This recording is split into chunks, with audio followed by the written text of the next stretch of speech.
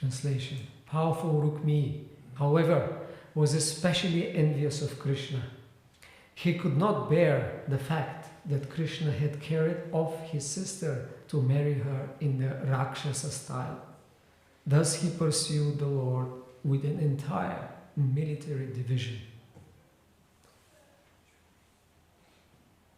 Powerful Rukmini, however, was especially envious of Krishna. He could not bear the fact that Krishna had carried off his sister to marry her in the Rakshasa style.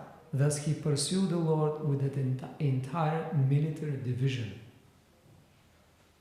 What happened prior to that? Do you remember?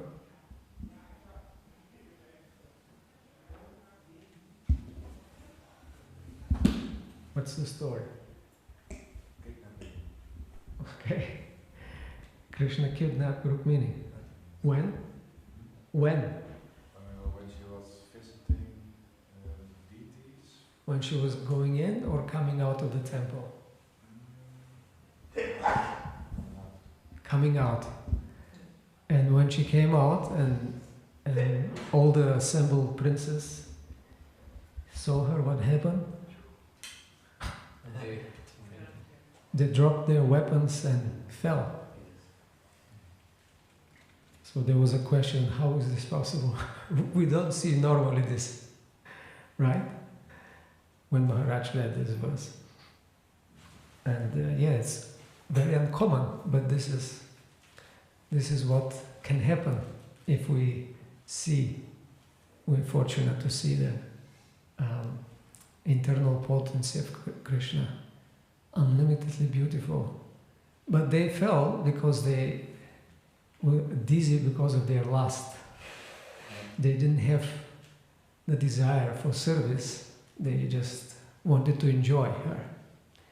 So much so that they just lost it for a moment. Then they pick up their weapons. How is this possible? Here, someone so unqualified is taking her away. And then they, of course, started to follow, but what was Rukmini's plan? It was all devised by Rukmini. Every detail she described in her letter to Krishna. You should do this and this and this and this. And why to kidnapping her exactly at this time?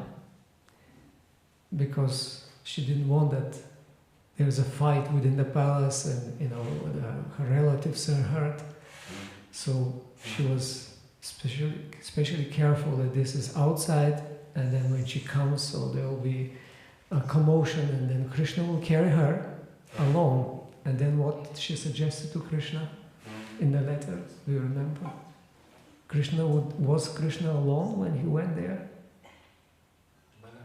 Yeah, Balaram was there. And she suggested that you come with the army, but you take me away, and then the army comes after. She didn't want to be involved so much so in the battle, right? That's her nature. But not all of Krishna's queens are like that. Do you know anyone who was eager to participate in battles? Satyabhama. She was, when Krishna was going to fight, sometimes she was mounting Garuda, let's go. And also, when she desired to have the Parijata, but they first went to Indra for some festival, some occasion, and then since Narada gave a flower to Rukmini, flower from Parijata, Satyabhama, when she saw the whole tree in Svarga, she said, I want the whole thing. And Krishna was, okay, I take it. And then Shachi and other ladies in the palace of Indra, oh, this is my tree. This is specifically only to be used for the heavenly, especially for her. And then she said to her husband, how can you tolerate this? So Indra, along with the other devatas, took their weapons, and it was a big fight, and Satyabhama enjoyed. And at the end, it's described in Vishnu Purana, actually Indra apologized to Krishna that he fought, but he said, I had to do it because of my wife. But otherwise, of course, this tree is yours, and I offer it to you, and especially he addressed Rukmini, please take it, this is my gift, I offer it for your pleasure. And she said, look, I'm just a woman of not very deep intelligence, not very deep chitta, she said. So I'm light-minded, I just desire, but actually it's yours, keep it, don't worry. But then Indra insisted, no, you take it. So yeah, Rukmini was specifically planning that Krishna take her, and then if there is any battle, Balaram will handle. So that's what happened. Balaram and the whole army of the Yadus, confronted all these eager princes, and there was a fight. And what happened? Very quickly, they were, fought back, and then Shishupala was very disappointed. He was so disappointed. And then the others told him, don't worry, it's just it's not our time. The time now favors this coward boy, but we'll have our time and then we'll win. So they turned away and went back. But what Rukmi did, because here it's very clearly described Krishna Dvit. It's like the hater of Krishna. This is like a name. What's your name? I'm the hater. I'm the hater of Krishna, Krishna Dvit. So he just couldn't tolerate. And then he tricked Balaram, Acharyas explained, that he took another way, it seemingly went in another direction. And then he went and to pursue Krishna, and then Balaram couldn't confront him. And he followed with the whole Akshauhini. Okay, so it's a big army. But he was so eager that he went further along. That's what we will see now from the verses. Text 19 and 20. Rukmya Marshi Susamradha Shrinvadha Sarvabhubhudham Pratijaghe Mahabahu Damshita Sa Sharasana Ahatva Samare Krishnam Apratyuha Charukminim Kunditam Na Pravikshami Satyam Etat Bhavimitapa. So he's saying to his, just before he left, he's saying to other kings and princes, frustrated and enraged, mighty armed Rukmi, dressed in armor and wielding his bow, has sworn before all the kings, I shall not again enter Kundina if I do not kill Krishna in battle and bring Rukmini back with me. I swear this to you. Purport. Rukmi spoke these angry words and then set off to pursue Lord Krishna as described in the following verses. 21. Ityuktva radham aruhya saradhim praha satvara chodaya swan yata Krishna tasya me samyogam bhaved. Having said this, he had mounted his chariot and told his charioteer, drive the horses quickly to where Krishna is. He and I must fight. 22. Adyaham nishitai bhane gopalas sudurmate neshe viryamadam yena swasame prasabham hrita.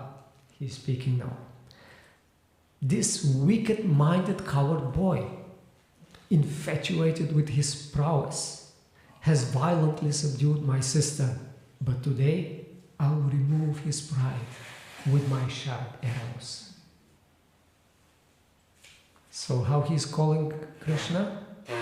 Gopal.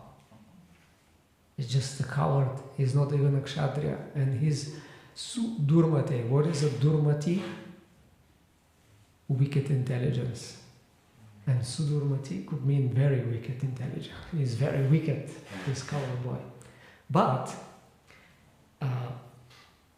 the Acharyas explain how can Shukadev Goswami speak like that about Krishna? How can he even mention this word? Gopala says Sudurmate. It cannot come from the mouth of pure devotee. So there must be another meaning. Okay, what is the other meaning?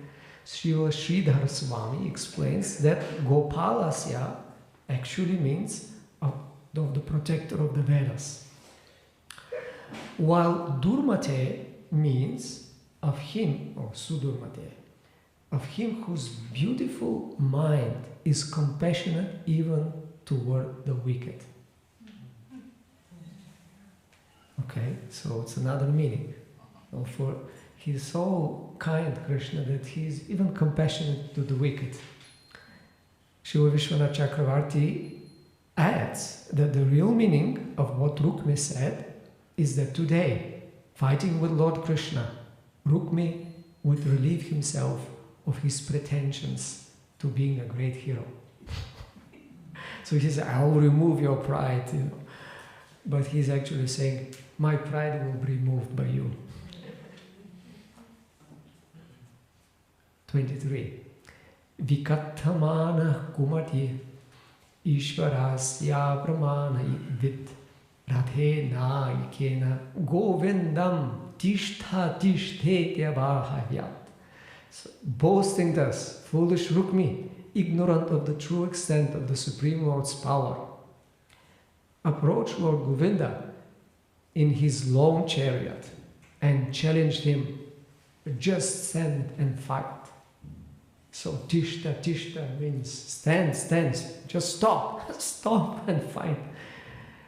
And now Shukadeva Goswami says, Ishvarasya apramana. He was ignorant of who is Ishvara, that Krishna is the Supreme Lord. He was just a big fool. Purport. It appears from these verses that though Rukmi set out with an entire military division, he personally rushed up to Krishna to fight with him. Now he's coming close and calling to Krishna, stop, stop. And the Acharya said that Krishna just continued. He didn't stop immediately. So he continues calling, 24. Dhanur Vikrishya Sudridham Jagne Krishnam Tridhi Sharai Aha Chatra Krishnam Tishta Yadunam Kula Pangsana. Rukmi drew his bow with great strength and struck Lord Krishna with 3 arrows. Then he said, stand here for a moment. Defiler of the Yadu dynasty. Okay, so another bad name, Kula Pamsana. Pamsana means corrupter, and dynasty, Yadunam Kula. So the dynasty of the Yadu, you are just corrupting this great dynasty. So how can these bad words be used? No, it's something else. His meaning. Srila Sridhar Swami points out that Kula Pangsana may be understood as a combination of the words Kula Pa, O master of the Yadu dynasty. Kula Pa. Pa is the protector master. And Amshana, O expert killer of enemies. The Acharya gives the grammatical details that make the interpretation possible. So it's not just imagination, actually the Sanskrit allows this meaning. And text 25, Yatra yasi swasaram me mushitva dvanksha vadvahi dhavi harishedya madam manda manya kutta yodhina. Now he's really saying repeated strain of bad words. Wherever you go, carrying off my sister like a crow, stealing sacrificial butter, I will fall. This very day I shall relieve you of your false pride. You fool, you deceiver, you cheater in battle. So, madam means fool, manda means, madam means pride. You're just falsely pride, mada. And manda means fool, manya means a deceiver, and kuta means cheater in battle. Purport. It is in his hysterical attack, Rukmi displays the very qualities he attributes to Krishna. Every living being is part and parcel of the Lord and belongs to the Lord. Therefore, Rukmi was like a crow trying to steal the sacrificial offering meant for the enjoyment of the Lord. Okay, so actually he is addressing himself. I'm like a crow, trying to enjoy your property, your internal potency. And I'm actually fool, I don't understand because of my pride. And I'm a cheater. And then 26, Yavan name hato bhane shyai tha muncha darikam smayam Krishna dhanush chitva shabir vivyadha rukminam smayam Krishna. So what Krishna did? Smile. He smiled. Release the girl before you are struck dead by my arrows and made to lie down. So before I put you to rest and lie down with my arrows, release her. In response to this, Lord Krishna smiled, and with 6 arrows he struck Rukmi and broke his bow. Shiva Vishwanath Chakravarti points out that in fact Lord Krishna was meant to lie down together with Rukmi on a beautiful bed of flowers. But out of shyness, Rukmi did not directly mention this point. Okay, so this is the Vishwanath Chakravarti, the Rasika's interpretation. But yes, so he actually makes the dialogue. So when he is saying, you give her, you release her before I make you lie down. He's saying, don't release her and you will actually lie down, but he doesn't say on a bed of flowers because of shyness. So this is the interpretation of the acharyas. Om Jnanatinanandasya Gyananjana Shalakaya Chakshurmilitam Yena Tasmai Shri Gurave Namaha. Now we may wonder why the acharyas are, attributing these words to someone who is so envious. But again, this is what devotees always see. They always see in anyone who speaks glorification of Krishna. They see nothing else. These are the pure-hearted devotees. They so much love Krishna, they could only see glorification in everything. They see in everyone devotee. Whoever says anything to the Lord, it's a praise. So therefore, Vishwanath Chakravarti Thakur explains that this is what actually Rukmi means. So although, of course, we can imagine this scene, Krishna is running and then Rukmi comes quickly, his army is following, and then he's starting these seemingly insulting words, but Krishna smiles. Okay, if you want so much to fight, I can respond. So Krishna says, whoever approaches me, I reciprocate. If you want to fight, no problem, I can fight. And this is the kindness of Krishna. He doesn't need anything and anyone. He doesn't need to marry. But Rukmini asks him, can you come and save me? I will die otherwise if I'm given to this Shishupal. So Rukmini was in love with Krishna, and that love is an example of Purva Raga, it's called. The love before meeting. Can you fall in love with someone who you have never met? Yes. How? Some people fall in love by Watching a movie? writing letters. Writing letters, okay. Or reading a novel and then you fall in love with the heroine or the hero. Yeah? It happened to you? You're so confident here. No, just by hearing the description and the quality and the beauty, especially the character, and then somehow it touches you and then you fall. And with Krishna, of course, there's no difference between Krishna's description and Krishna himself. So when Rukmi heard from whom? Narada Muni, you know everything.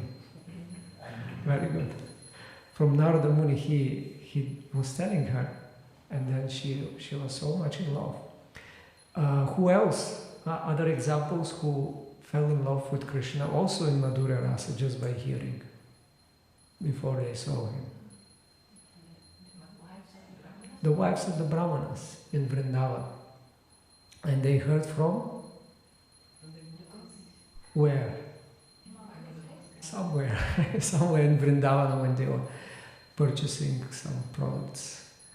No, yeah, gopis, also others, sellers of flowers, and so there's a lot of how you call that?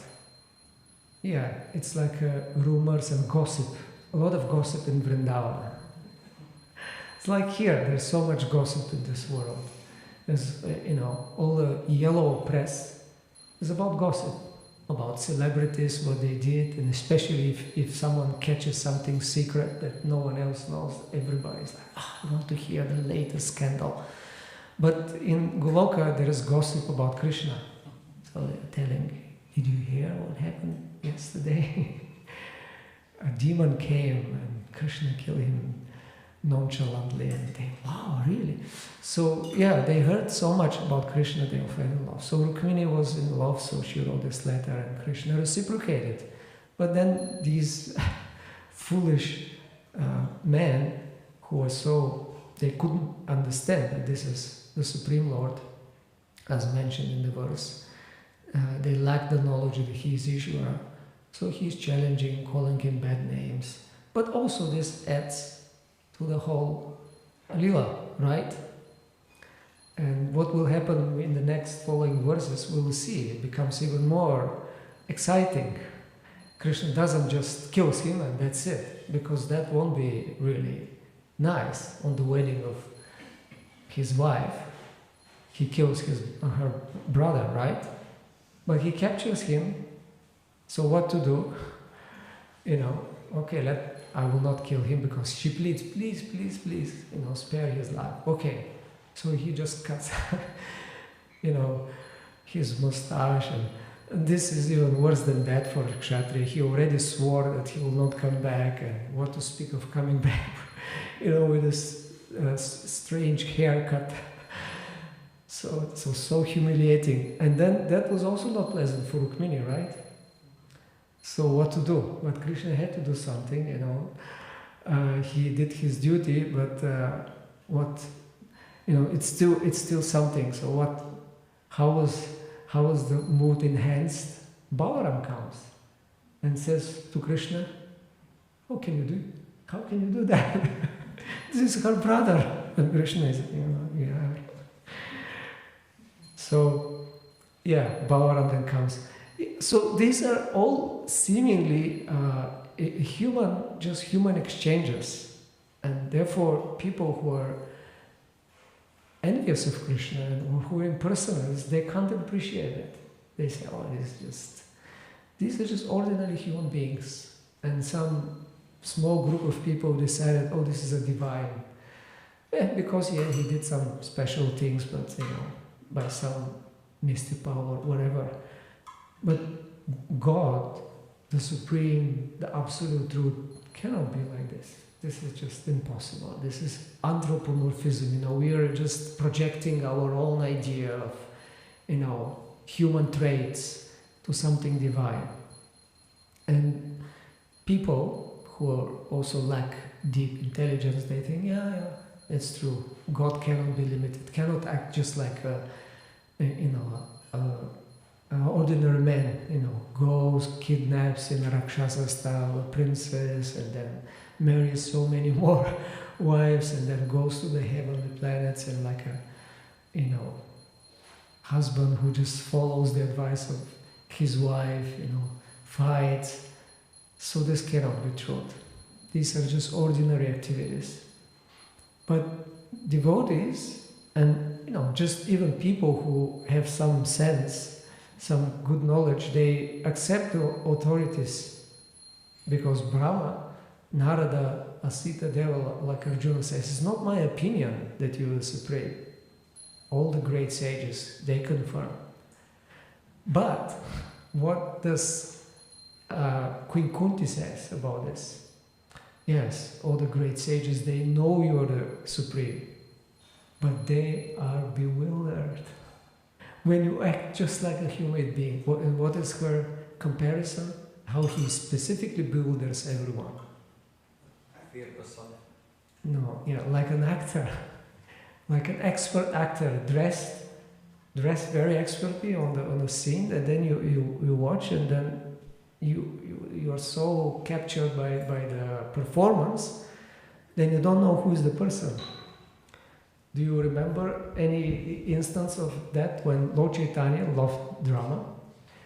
And especially now that they're performing regularly dramas, and he was also once a main actor. Do you remember this drama? It's described in Chaitanya Bhagavat. What was his role? Rukmini. And then, do you remember how he bewildered everyone? It was Advaita Acharya's wife sitting to Mother Shachi, and she was saying, who is playing Rukmini, Lakshmi? And Shachi was, I don't know. And she said, I think it's your song. Really? Oh. But he was so much in the mood. And of course was dressed, they were so expert in their drama performance. How long the dramas continued? 1 hour? But this one special, but usually it was a whole night. So when the sun rises, it's okay, we better start our duties for the day. So when you have Siddha Deha, then it's easy to not sleep, and then. But it was so captivating, these dramas. So yeah, Krishna is performing his wonderful activities. For what reason? This is also discussed by Kunti Devi. Why Krishna displays all these pastimes? He could just come and maybe deliver Bhagavad Gita for, like he says, Dharma Glanir, when Dharma goes down, I come and reestablish it. But then he speaks Bhagavad Gita and then disappears. But he does all these amazing and wonderful activities. Why? Okay, to please the devotees. To attract who? Conditioned souls? Everyone? Everyone, yeah. Also, what are Kunti's reasons? Some say that you come because you were asked to come by the demigods. Some say, and then different reasons, but I think you come because you want to, for your own pleasure. So, Krishna comes and enjoys. Whatever Krishna does, actually, he enjoys. He enjoys everything. That's his nature. Whatever happens. We see, these dramatic events, and then there is fight and danger, but he enjoys. And of course, his enjoyment gives so much joy to the devotees, and he likes that. He likes to please his devotees, so that's a major motivation for him. So yes, the Acharyas explain that Krishna comes specifically to perform astonishing activities and attractive activities, especially the activities in Vrindavan, which are a replica of Goloka Vrindavan, just to attract the minds of the conditioned soul. Like Srila Prabhupada in one lecture says, we are so much captivated by sex activities. So Krishna comes and performs this Rasa Lila, which is superficially resembles this, and then we are attracted. Oh, let me hear more. But if we hear from the right source and with the right mood, which is given to us by the Acharyas, then we are actually cured from this worst disease, lust. But Prabhupada says in this lecture, if we are attracted to Krishna for the same purpose, with the same desire, we'll get purified. if we think, oh, that is also a nice way to satisfy my lusty desires, then we will become purified. So Krishna is so amazing. He is all attractive. That's his name, and he performs these activities to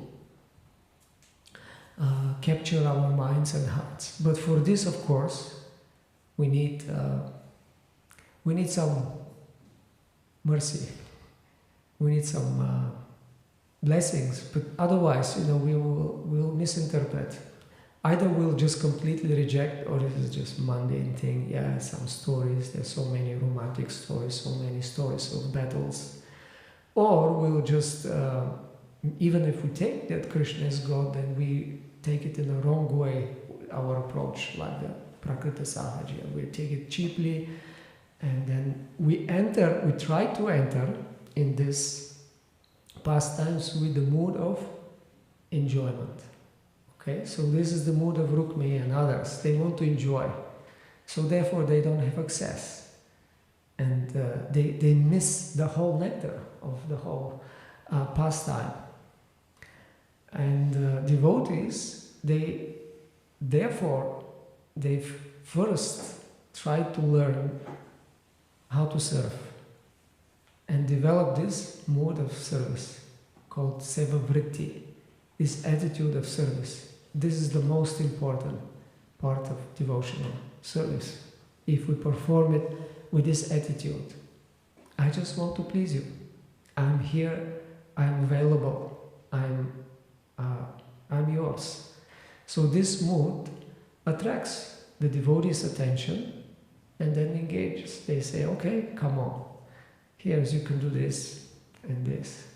And that's how we become more attracted, and we develop more this attitude of seva vritti, and then becomes our whole identity. Our identities, if we're asked, who are you? We don't say Krishna Vit. I'm not the hater of Krishna. I'm the servant of Krishna, Krishna Das. And therefore our names are always Das, Dasi. That's how we identify. But this, of course, initially it's just like theoretical. It's an idea, I'm a servant, but we're not actually feeling and acting like that all the time. But we're trying, and we try to follow what is recommended by Guru and Sadhu and Shastra. So we apply it, okay, this is good for me, I will do this and this and this. And then if we do it diligently, with faith, then gradually, step by step, this identity naturally develops. And then we actually feel, oh, I'm a servant. I like to be a servant. And then when we hear how the acharyas pray in their visualization of their eternal service, that's how I identify. They pray, even if their rasa is not just dasya, it's either sakya or vatsalya or madhura, they pray as I just want to serve you. Like Raghunath Das Goswami, who is praying to Srimati Radharani, I respect your friendship, but the service, the nectar of the service, this is what I long for.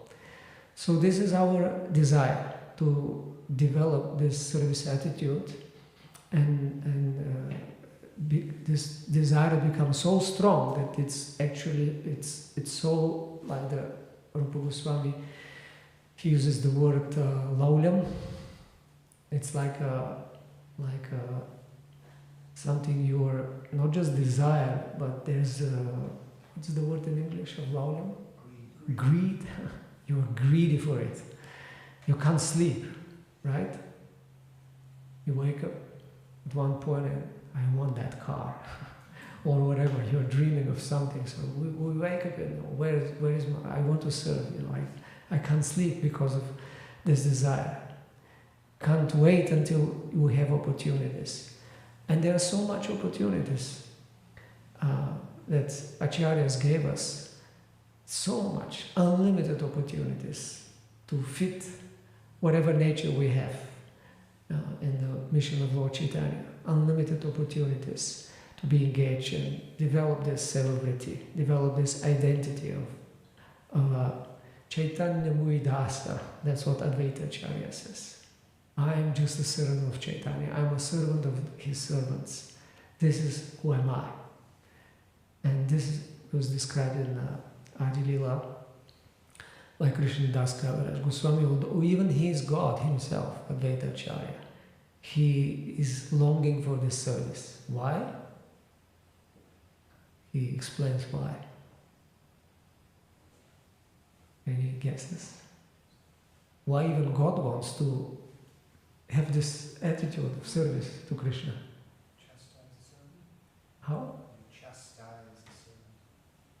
Yeah, well, this is a specific incident. He wanted to outwardly also do some service and be chastised by the Lord, because Lord Chaitanya was always offering respect, and Advaita Acharya was feeling uncomfortable, so he started giving lessons from Yoga Vasishta, a prominent at that time, it's even now, Mayavadi text. And Lord Chaitanya became so angry and started hitting him.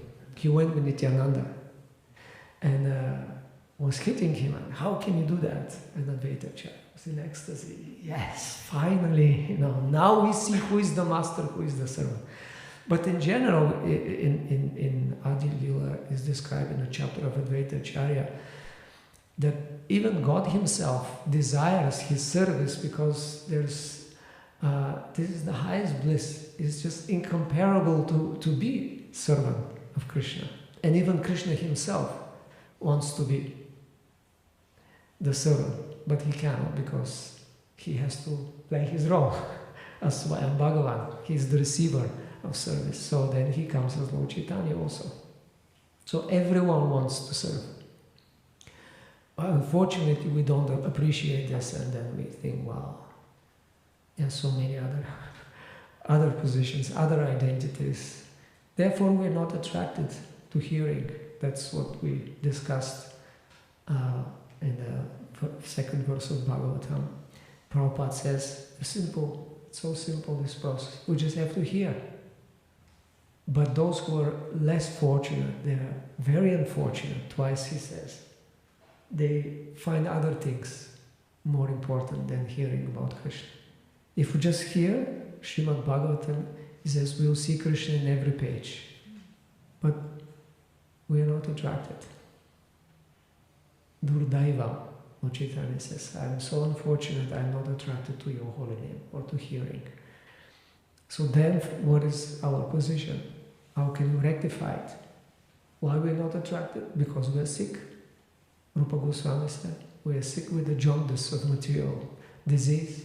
So the only remedy is take the medicine. Well, it's bitter, I don't like it. That's what he says. The holy name and the pastimes of Krishna, they are bitter for a conditioned soul. We don't like to hear. Why? Because we have envy of Krishna. Why he has to kidnap Rukmini? Why he has to have so many gopis and so many wives? Can I have one at least? Or something, we don't, deeply in our hearts, we are envious. Therefore, when we hear this, we don't feel this joy, we don't experience ecstasy. But when we purify our hearts, little bit even, some anarthas are removed, and we start to appreciate. We like to hear about Krishna. Whatever he does, any of his forms, we are in ecstasy. Yes, joy. Like the reading of Krishna book and these other days, and especially when there is, or here, when the fighting is going on and Krishna kills someone, chops a head, and Maharaj immediately, Jai! For an outsider, it's like, who are these people? They're hearing about somebody's chopping heads and they are, Jai, yes, go for it. But devotees are, because they know, the person whose head flies, the soul also attains liberation, which is just amazing, they are so fortunate. So devotees are in ecstasy. And we can also do that if we follow the prescribed Rupa Goswami's advice. We have to take the medicine regularly and avoid the things which he says are detrimental, like the 6 Atyahara prayashascha prajalpaniya magraha, etc. So then we'll develop this taste, and then it will gradually become strong desire and longing and greed and Prabhupada says addiction to hear. So this is our goal. And for it we have to also pray for the mercy of the great devotees to be kind to us and inspire us, give us strength, like Bhaktivedanta Thakur says, Chaya Begadomi Chaya Dosheshwari Chaya Guna Dehu Dashi Chaya Satsanga.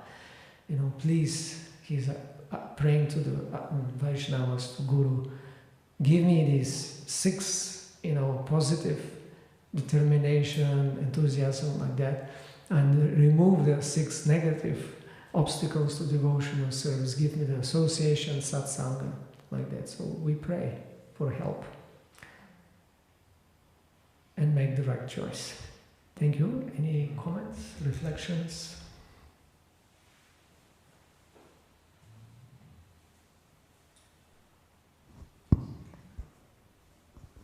Yes.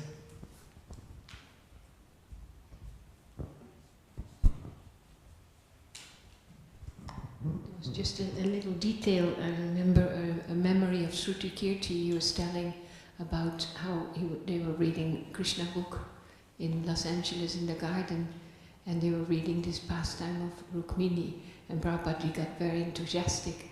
And then one point he said, and Rukmini, she took the reins and she drove the chariot while Krishna was fighting with the soldiers.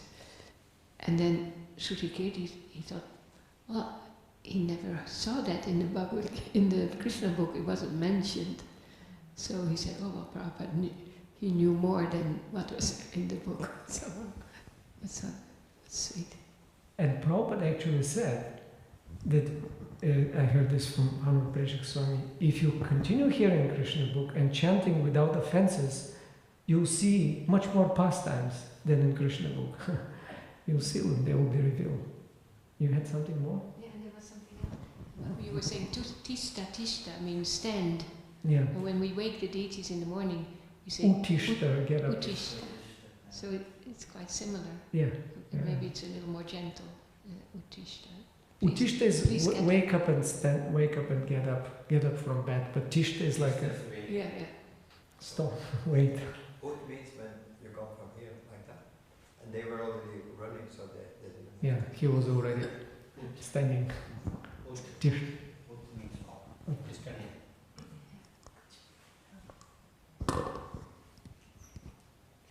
It seems that translating from Sanskrit it's very tricky, because you can understand something and then the meaning is the opposite. So I think that to proper translate from Sanskrit, one should be very advanced. What do you think? Yeah, it's true. Especially Bhagavatam and especially the literature of the Goswamis, sometimes intentionally they write it in a way. Like here, of course, Shukadeva Goswami speaks and you can take it this and this way. It makes sense like in the ordinary story, but also for devotees it makes the other sense. We have to get it from the acharyas. Those who have the insights, they can explain more, give you the commentaries, but especially for translating, yes, you need to have some purity in the heart. But yeah, in the dramas of the acharyas, like Rupa Goswami, there are verses which can be translated in 3-4 times, and they're specifically meant like that, and it's part of the pastimes. Someone says something, and then if for everyone else means something, like the ordinary meaning, but actually the hidden meaning for the gopis is something different. And it's also in the Nectar of Devotion. Srimati Radharani asks Krishna, where is your dress?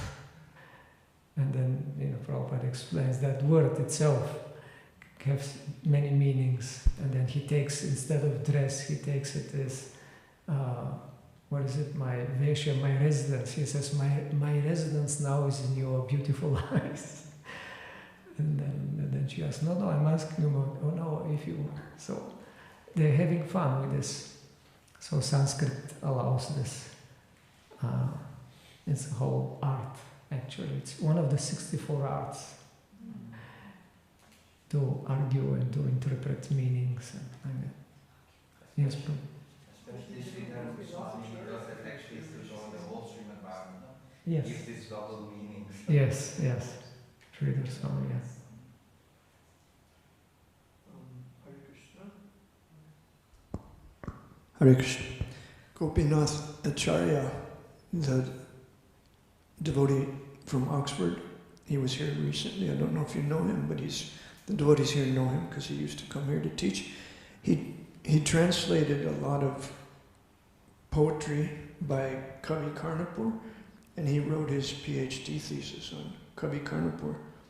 Now, Kavi Karnapur had a guru who was named Srinath. Srinath is mentioned in the Chaitanya Charitamrita as the branch of the Chaitanya tree. And Srinath was under the tutelage, under the training of Nityananda and Swarup Damodar. So that was Kavi Karnapur's guru. So Srinath wrote a famous verse saying that in the Bhagavatam there are 3 or 4 things that are the important things. And he says that Krishna is to be worshipped, the land of Vraj is none different from Krishna. The gopis perform the highest, and so on. So his whole idea was, in his commentary, to find in all the verses of the Bhagavatam this message. So Gopinath Acharya writes that for Srinath to find this in all the verses, he had to sometimes force the meaning out of some of the words. You know, he would look at the word and then, you know, make a translation that conformed to his idea that the Bhagavatam is only teaching that Vraj is the most worshipful, and so on and so on. So there's some effort. Sometimes the devotee who's the acharya and who's writing, he'll make an effort to make the Sanskrit, to find in the Sanskrit and bring out of the Sanskrit a certain meaning. But he does it in conformity with previous acharyas also. This is just the point that answers your question a little bit, that I remember from reading this book. And mundane scholars, they are like really annoyed. Oh, how can they do that? You know, force the meaning, bring out this, it's something else. And, you know, these are dry scholars. They can't appreciate. And then they always have a problem with acharyas interpreting.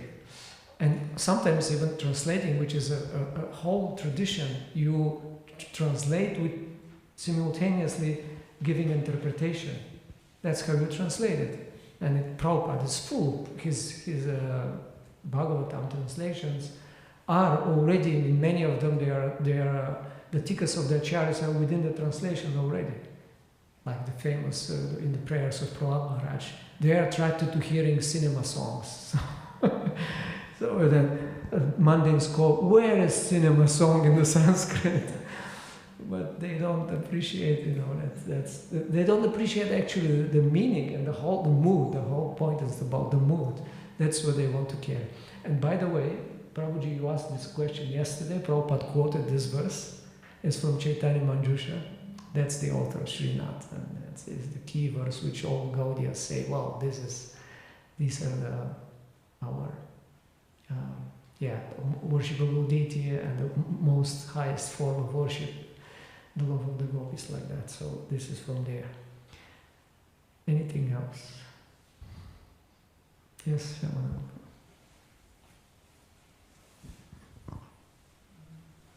Honestly, when one hears about Mahaprabhu's drama, you go,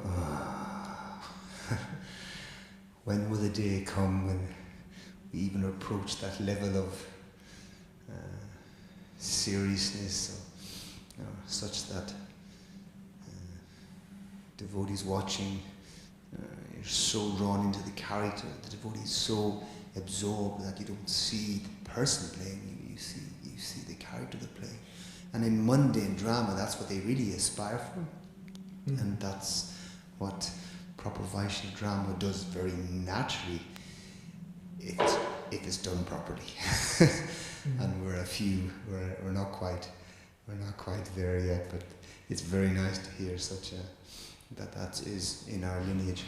But my question was, even though it's coming later, but you mentioned it, so it would be nice to hear your understanding of this very bizarre cultural feature of chopping moustaches and hairs being the same as death. Why is that though? How can we understand, and what's the principle? Yeah, I think it's very simple. Well, first, or maybe I answer. I think it's all about the image.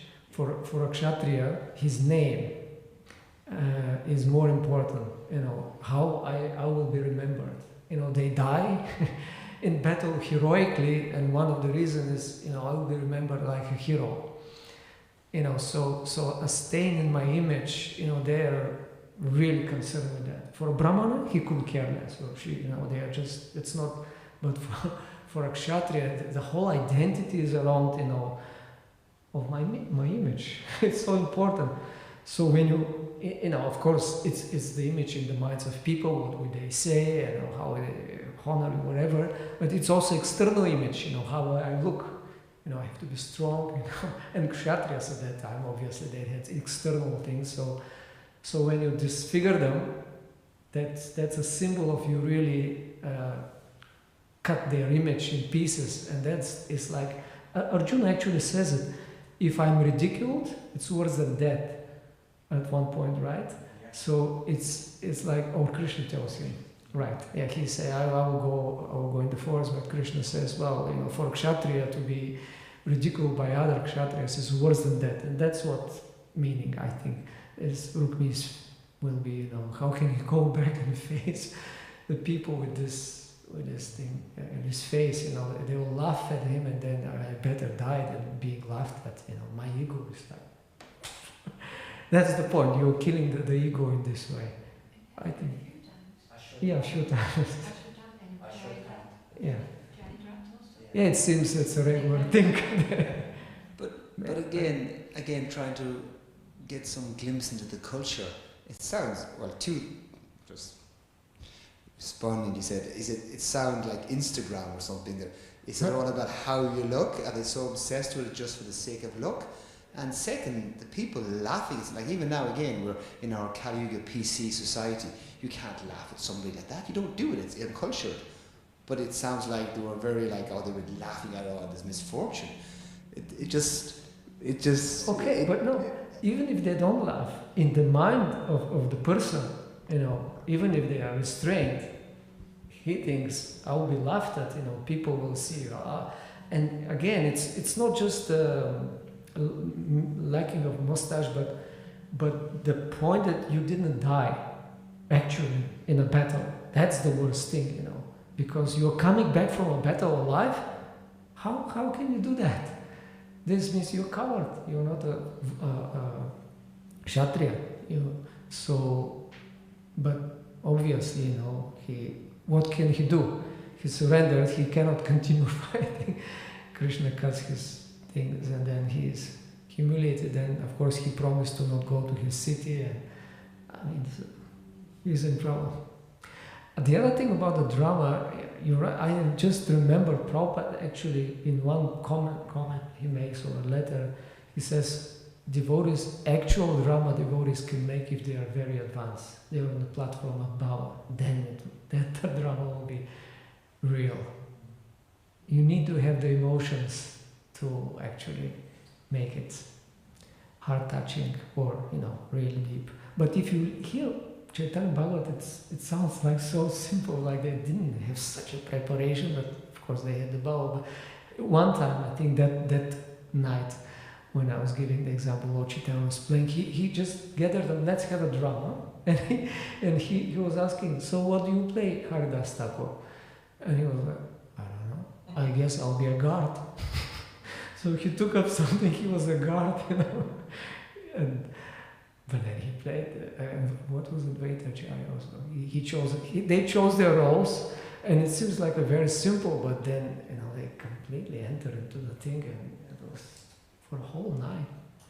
We can't imagine, but we can pray one day to observe this in the pastimes of Mahaprabhu. Okay, thank you very much. Shri Prabhupada ki jai.